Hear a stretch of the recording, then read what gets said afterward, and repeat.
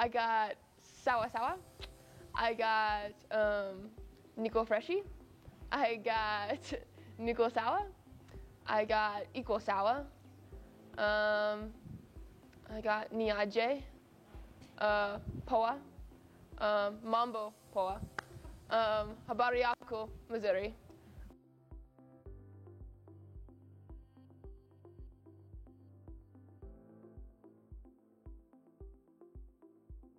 Well, what really prompted me for my experience here is to have a completely different experience from the States. The culture shock has been both in ups and downs, and this is not something that you can get in the States. Africa as a continent is not anything like America, and Kenya more specifically has more of such a vast diversity of people that I really enjoyed learning cultures about, and just I really wanted to see what God would do with this experience here in Kenya. So I was really hoping to have a great time, and I think I have had a great time. So my experiences, my friends, my new family have made this experience one of the best. I will never forget this for the rest of my life. My first impression was, it was really dark when we first got here. And it was warm, it was humid. Let me think of the first day, but maybe I should think a little further. I thought it was very beautiful here. The weather was super nice, being able to I feel like I was at the beach, waking up and just putting on short sleeves and shorts was really nice. It's a very beautiful campus. Seeing monkeys run around our first day, we don't have that in the States. So it was when I first got here, very pleasant, really cool seeing traffic is super different here, and just being observant and seeing so many stalls on the side of the road, seeing people walk everywhere, seeing matatus and tuk-tuks, and seeing it all was just a really cool experience to be wow, I'm in Kenya right now. We traveled to Impash within the first month we were here, and that's a remote village in the southern part of Kenya, and they were extremely nice. We dealt a little bit with the white saviorism tidbit, but it was really nice to teach the kids VBS and just hang out with them for a while, and it was quite an experience to not have all the facilities that we have here, and we were also able to go to the Masai Mara and Nairobi National Park, as well as Mombasa and Watamu, just all of the different places. Yeah. I don't think culture shock happened right away as someone might think, but to me it happened over a few weeks. Definitely Africa time is a thing, and that was a hard culture shock of when a time is said, Americans are there right when it's said, but that's not always happening with everybody else around here. Yes, there's one thing that I ran into a few times while being here. I had a cold mid-February.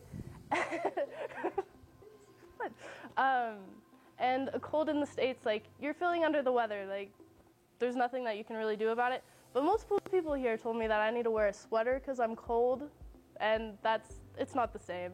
You might be hot while you're feeling under the weather. And specifically with the environmental stuff, we did a lot, bro.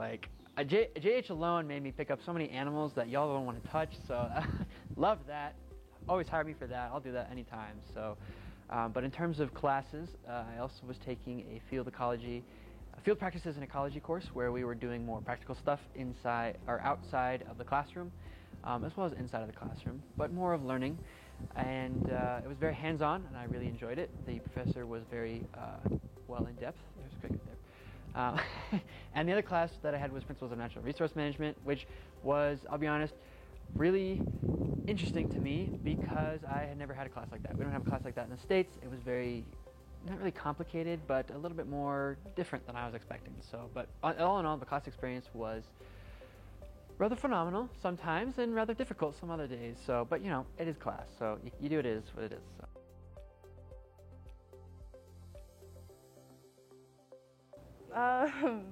Well, during Cultural Week, it was really fun to partake in different events that happened, the Jersey Day, we were able to support. I got an Arsenal jersey, so that was fun.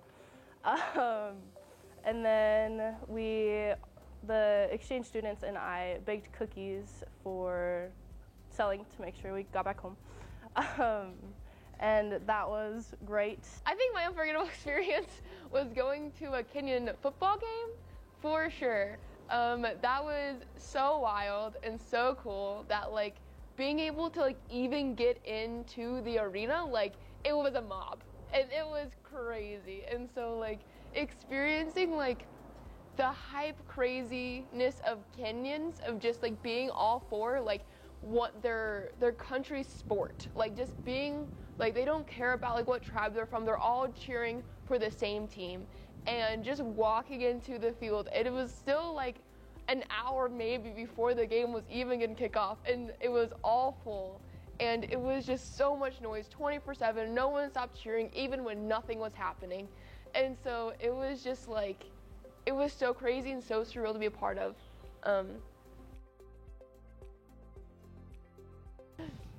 I got a lot of greetings. I got sawa sawa. I got Nico Freshi. I got Nico Sawa. I got Iko Sawa. I got Niaje. Poa. Mambo Poa. Habari yako, Missouri. Oh, and we can count to 10 in Swahili, which is pretty cool. I feel like I'm not gonna do that right now though. I'm gonna make a fool of myself. We can, yeah, we've picked up definitely like numbers of like, even like mia moja, like definitely like the hundreds and different things like that. So yeah, like definitely picked up words and phrases that we tried tilapia, which was good in some places rather than others, we've learned. We've tried goat tripe, which we've learned we do not like whatsoever. We've tried just all the normal like rice and beef and chicken and chapati and ugali. Ugali's growing on me, honestly. Like, I don't mind it. Scuba wiki. We've had like variety, and again, like having it like homemade has definitely been our favorite thing, is eating a nice like home cooked meal homemade. But it definitely sits heavy on our stomach for me personally, because I feel like American food can be light, like a salad or a sandwich or something small and light, but definitely Kenyan food is definitely more heavier kind of food. I would wholeheartedly advise someone else to try it. I probably would caution them, because this trip has taken a lot, I think, out of all of us exchange students, and you have to be willing to be flexible and uncomfortable. You have to be uncomfortable. There are moments where you're going to feel like, wow, this sucks sometimes. That certainly felt a lot like, there was a lot of moments that I was like, man, this stinks. But then there'd be other moments where I'm like, all right, this is all right. Like, it's okay. It's okay to not be okay, which is pretty cliche at this point, but I would definitely advise students, and the opposite for ANU students, to try out America. It's the same. It's a little bit difficult right now anyway, but the same thing though for them. Make sure you are able to be uncomfortable and willing to have an open mind about these types of things. So, because especially like for me, if I didn't have an open mind, then a lot of things wouldn't have made sense, and I would have had a horrible time here. But from our experiences and perspectives, we've learned so much that have really either challenged our beliefs or even just made it more rigid between some of the things that we were in American culture that would be seen as normal, because what is normal here is not normal in America, is not normal anywhere else in some places of the world. So it just is like, how much open mind have, how much patience do you have? I mean, how much patience do we have?